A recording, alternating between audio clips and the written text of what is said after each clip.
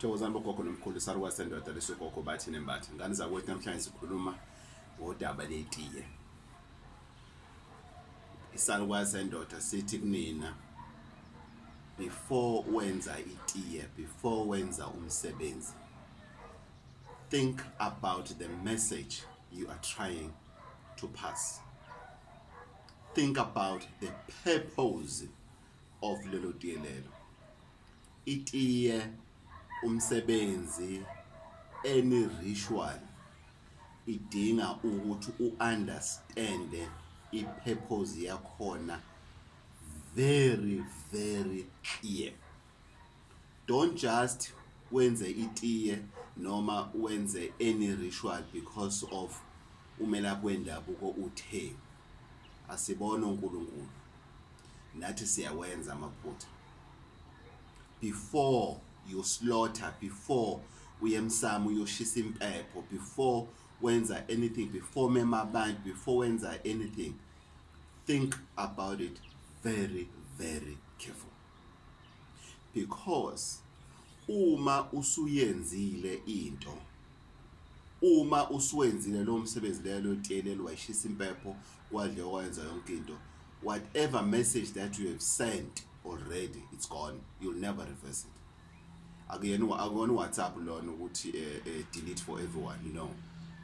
And i-ritual yokuthi ushweleze ukuthi wenza iphutho wenza umsebenzi wrong, ile ngazwakala impela ke kutshengisa ukuthi how stupid idlozi can be. Ngeke wesiphupho njengedlozi. Le message lena ade uyisenda wrongly kubona bayithatha bemuka nayo. Wena usufuna ukwenza inhlambuluko manje, usufuna ukushweleza manje, usufuna ukubuya manje uthi ayi engathi isaruka samsendo wathi ngishayisa udaka lana bengafanele ngiwenze lo msebenzi. Kakade ngangicabangile ukuthi no, angikwazi ukwenza umsebenzi kama, ngingakayenza umsebenzi kababa, angikwazi ukwenza umsebenzi kababa noma ngayenza umsebenzi kama, angikwazi ukwenza ugogo umsebenzi ekubeni bekhale umkhulu uqala, izinto ezifana lezo. So be careful ngani zakwethu, think about it. Ungathwala ikhanda nje emsamo uyoshisa impepho ungazange uyicabangisise udaba lokuthi ngifuna ukwenza umsebenzi, ngifuna ukwenza, yabona kunanto kuthiwa amasiko ukuthi okay, it's time ukuthi ingane yami ngiyenze lo mhlonyane, ingane ifanele ifake isiphandla manje na, ingane ifanele ngiyohlawula ingane in.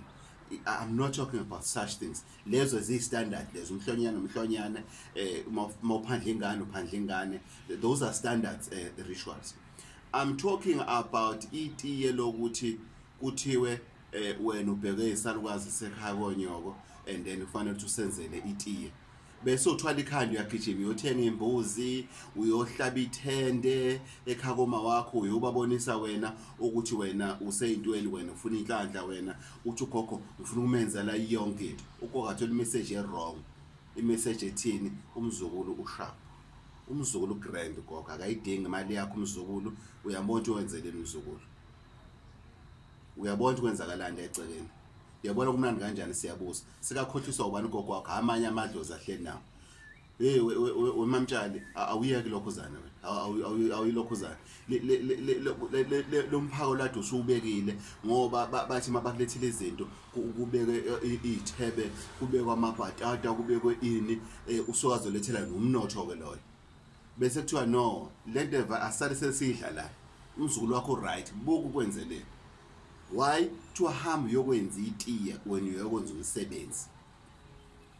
Ngoba the simple thing that you find to yenza njena okungenani bokuhlaba inkukhu njena kudle lokho okuncane lokho kuphelile, ugogo uyabona ukuthi hayi umzukulu uzocela inhlanhla, uzocela yonke into, hayi angivulela umzukulu. Wena usuwenza umsebenzi. Makufanele wenza umsebenzi wena bese wenza umcimbi. Bese kuthiwa hayi nina inkinga ekhona ugogo wena azange agezwe, noma umkhulu nazange agezwe, noma mama wena azange agezwe, noma baba wena azange agezwe.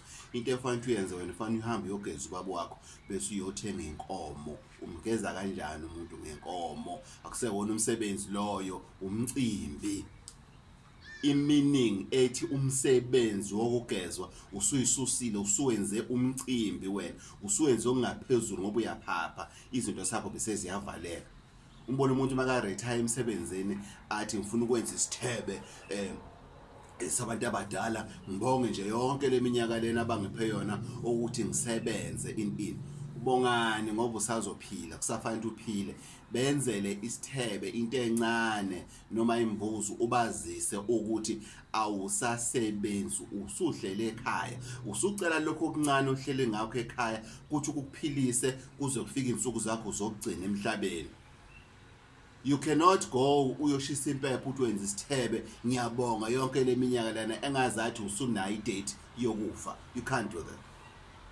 Ubona umuntu meshintsha umsebenzi angasho ukuthi angisasebenzi laphana la nani ngifake khona sengithola omunye umsebenzi lona nginike wona ngithi anginazise ngaleli ungasa ngisho inyama ekhaya kujatshule ukuthi ushintshe umsebenzi usukwenye indawo hayi into enkulu.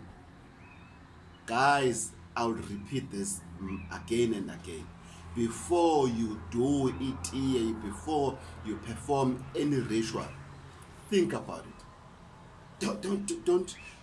Don't be too excited because inyanga yakho ithe sarwa sendoda sithe kwena and then you get too excited.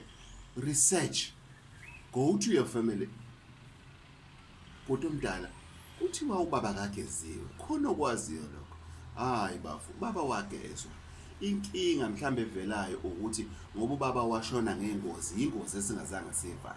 Uyayizwa lento iyashintsha itone. Uyayizwa lento iyashintsha itone. Mina ngibone ubaba wakho ukuthi udinga ilokhuzana ukugezwa.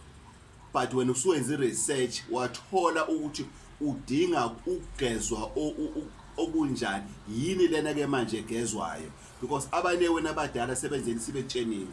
Ungaphaphi ngoba wena unemali yokuhlaba imbuzi ungaphaphi ngoba wena unemali yokuthenga inkukhu bese wena uthi lento uzozenzela uzoyenza ngendlela inyanga etshene ngayo kanti abane wena ekhaya kanti uma wakhe ekhaya kanti ubaba wakhe ekhaya uyazi lo msebenzi ofanele wenze ukuthi kufanele wenziwe kanjani.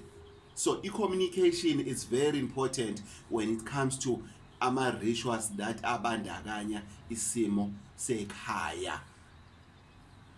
Ingakho umuntu mephuma ephehlweni especially umuntu esifazane ngimtshele ukuthi ungathi musufika kini bese uyijoji wena usushisa impepho wena usuyazenzela izinto endini. You still have to wait for umuntu wakini oshisa impepho ayishisa even umuntu wesilisa the fact ukuthi uthwasile it doesn't mean ukuthi usumnikazi wempepho unless bokuwena vela ushisa impepho ekhaya. But fanele wazi manje usunendawo ezimbili eshisa impepho unesendawo yakho esemakhosini unendawo yakho yasekhaya. Yasekhaya accommodates everyone, so you cannot just come in the morning usuphethe imbuzo wena uthi abantu abadala abantu bafuna into ethize kanti uzophehla amanzi amnyama. So ngani zakwethu sengivala before wenza itiye do a research, do a consultation nabantu abadala ekhaya ukuthi kuthiwa ngenza into ethize kukhona yini enikwaziyo okudinga ukwenziwa ngakulo ndlela leyo noma babe ufuna ukuzenzela into yakho epersonal ukuthi bathi yazi uzinto zakho zokuvulela fanele uyocela njena in general abantu abadala. It doesn't mean fanele uthi uyohlaba. Ritual doesn't mean blood at all times. Sometimes it means coming together as a family. Sometimes it means ukuyonyathela ekhakoma wakho. Ungathi mafika lapha usofika ilokhuzana ingakho sisazana nomzana njena ngoba into esifika siyenze sifike sithwele indaba ukuthi sengizohlaba inkukhu thiwa ela ekhaya ngibheka abantu la sengizoyenza lokho ushiye wonke amabhadi akho lapha ushiye yonke into yakho lapha. It's not fair for laba abakomalumeke abanikazi bomuzi. It's not fair for them. Saluka sendoda gogo bathini bathi mavula emsini namanye amadoda uanti usha 035 799 5703 035 799 5703 malutho.